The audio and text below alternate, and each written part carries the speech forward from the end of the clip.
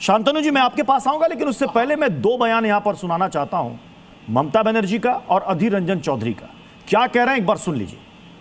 में निचले स्तर में जितने पुलिस बल के ऑफिसर हैं, ये सारे अभी भी मदद कर रहे हैं सत्तारूढ़ पार्टी को, ये तनाव फैलाने के लिए, भयभीत की माहौल पैदा करने के लिए। कितने भी चाहे बाहर से ऊपर भी से बड़ा बड़ा ऑफिसर यहाँ लाया जाए, लेकिन निचले स्तर के ऑफिसर पे कोई नियंत्रण चुनाव आयोग को नहीं है। ये लोगों को पता नहीं है 4 तारीख के बाद ये लोग वापस जाएंगे, तो आप लोग तो इधर में रहेंगे। आपको चाय हम देंगे, आपको मिठाई हम खिलाएंगे, आपको परिवार को हम लोग देखेंगे। शांतनु जी, अब बताइए, अब ये तो कांग्रेस आरोप लगा रही है आप पर कि लोकल पुलिस के जो अधिकारी हैं वो टीएमसी की मदद कर रहे हैं। आप कर रहे हैं सब कुछ, चुनाव आयोग ने बीजेपी के इशारे पर सब कुछ कब्जा कर रखा है। तो फिर अधीर रंजन दा क्या कह रहे हैं?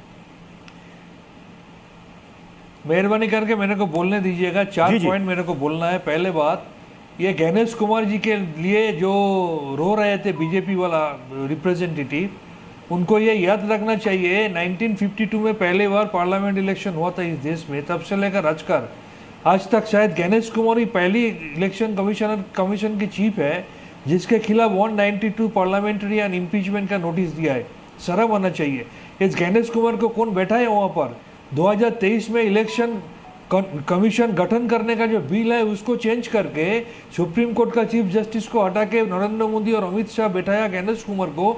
यह गणेश कुमार था कौन? Ganesh Kumar corporation department, cooperation department जिसका मिनिस्टर था अमित शाह, उनका प्रिंसिपल सेक्रेटरी था। दूसरी बात, जिस तरीके से प्राइम मिनिस्टर नरेंद्र मोदी ममता बनर्जी एक वुमेन चीफ मिनिस्टर को रेडिक्यूल करता है दीदी ओ दीदी कहते हुए, जिस तरीके से अमित शाह ने डराती है ए दीदी कहते हुए, जिस तरीके से उनका मिनिस्टर गिरिराज सिंह कहते हैं और ममता बनर्जी ठुनका करती है, और जिस तरीके से आज बीजेपी का ऑल इंडिया स्पोक्स पर्सन आलोक ओझाई ने कहा है कि ममता बनर्जी को गोली करके मार देना चाहिए, उसी तरीके से बात कर रहे हैं ये बीजेपी का रिप्रेजेंटेटिव। बोल रहे हैं ममता बनर्जी जो एक औरत है उनके बारे में बोल रहे नौटंकी कर रहा है।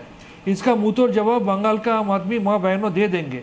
ये वोट का जो परसेंटेज है हम जो पहले बोला था अभी भी वही बोल रहा है। इलेक्शन कमीशन बीजेपी द्वारा नियंत्रित है, वो तृणमूल को रोकने के लिए सब कुछ कर रहा है, सब कोशिश कर रहा है। इसके बावजूद भी वोटिंग परसेंटेज बढ़ रहा है, आके वोट ज्यादा कर रहा है। और अधीर चौधरी जो खुद सेंट्रल फोर्स का सिक्योरिटी लेके घूमता है, उसका बारे में वो तृणमूल के खिलाफ बोलेगा, यही तो नेचुरल है।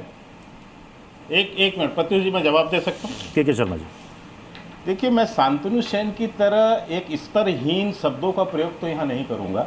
ये उनके संस्कार हैं कि ऐसी बदतमीजी भरी भाषा बोल रहे हैं। पर मैं उनको एक याद दिलाना चाहता हूँ कि ये जितनी संख्या बता रहे थे कि इतने सांसदों ने साइन किया है, जब लगातार आप चुनाव हार रहे हैं, इस SIR जो चुनाव आयोग करा रहा है उसके अगेंस्ट आप देश के सुप्रीम कोर्ट जा चुके हैं, सुप्रीम कोर्ट से मुंह की खा चुके हैं।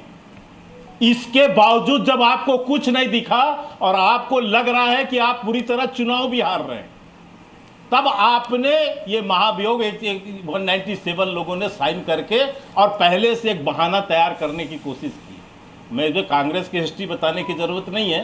कांग्रेस 90 से लगभग ज़्यादा चुनाव हार चुकी है इस समय, और तृणमूल कांग्रेस की पोजीशन स्पष्ट है, सब पूरा देश देख रहा है इस समय, और साथ में विपक्ष RJD की हालत बिहार में देख चुके हैं।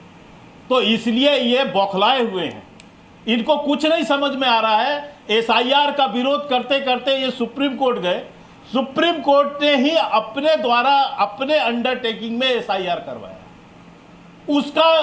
उसमें ये जब विफल हुए और इनकी फर्जी वोटें खत्म हो गई, वहां पर जो 90 लाख वोट कटे हैं उसमें जो है ममता बनर्जी जिस ढंग से फर्जी वोट कराती थी, मृतकों के नाम से वोट होते थे, वो जो है बांग्लादेशियों के नाम पर वोट होते थे, इस तरह से जो वोटिंग होती थी वो सब समाप्त हो गया। नहीं तो के शर्मा तकलीफ के कारण से आज ये के शर्मा जी के शर्मा जी, इसका मतलब कि इस बार जो SIR हुआ है सारे घुसपैठियों के नाम उसमें से कट गए हैं। मान लीजिए कि नतीजे आपके पक्ष में नहीं आते हैं, आप इस चुनाव में हार जाते हैं, तब तो आप ये नहीं कहिएगा ना कि ममता बनर्जी के फर्जी वोटरों के चलते हम चुनाव हार गए। बिल्कुल नहीं। मैं आपको प्रत्युष जी एक बात बताता हूं, चुनाव आयोग जो है घुसपैठियों की गणना नहीं करता। पहले तो ये स्पष्ट होना चाहिए, गृह मंत्रालय का इशू है। लेकिन आप यदि फर्जी बोर्ड बनवाएंगे, फर्जी बोर्ड बनाने की और तैयारी हो उसको डलवाएंगे, तो उसकी रोक करने का काम चुनाव आयोग का है। चुनाव आयोग मृतकों की नाम को डिलीट करेगा और जिनका एविडेंस नहीं होगा उसके नाम को किसी भी अयोग्य व्यक्ति को योग्य नहीं बनने देगा वोटर के लिए। यह काम चुनाव आयोग का है। मैं निश्चित रूप से कहता हूं कि एसआईआर होकर वहां की वोटर लिस्ट बहुत हद तक शुद्ध हुई है और इस वोटर लिस्ट के कारण ही ये 90 to 93% वोट पड़े हैं अभी फर्स्ट चरण में, पहले चरण में, और आने वाले समय में भी बम्पर वोटिंग। चलिए एक बात तो है कि जो भी मान रहे हैं, टीएमसी भी मान रही है कि ये जो बम्पर वोटिंग है, ये बम्पर वोटिंग है, वो उनके हक में जा रही है। मतदाता भयमुक्त होकर के वोट कर रहे हैं।